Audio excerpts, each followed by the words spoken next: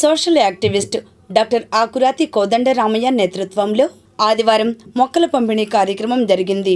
ఈ మేరకు మంగళగిరి మిద్దె సెంటర్లో నిర్వహించిన ఈ కార్యక్రమంలో వివిధ రంగాల ప్రముఖులు జి అప్పలనాయుడు, రేఖా కోటేశ్వరరావు, సయ్యద్ మహబూబ్ సుబ్హానీ, టి ఆంజనేయులు పాల్గొన్నారు.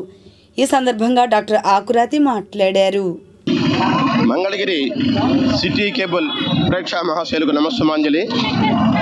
డాక్టర్ ఆకురాతి కోదండరామయ్య నేతృత్వంలో పచ్చదనము పర్యావరణ పరిరక్షణ బృందం వాళ్ళు మంగళగిరిలో ఉచితంగా మొక్కల పంపిణీ కార్యక్రమం చేపట్టారు.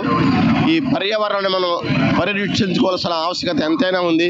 అందుకు ప్రతి మనిషి ఒక మొక్క పెంచాలి, ఒక మొక్క నాటి పెంచాలి అనే దాన్ని ఒక ఉద్యమంగా స్వీకరిస్తే మనకు వాతావరణ కాలుష్యం తగ్గుతుంది, మానవాళికి ఎంతో మేలు జరుగుతుంది.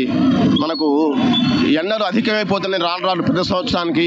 ఈ ఎండల వేడి కూడా తగ్గడానికి మొక్కలు పెంచడం ఒక ఎంతైనా అవసరం ఉంది.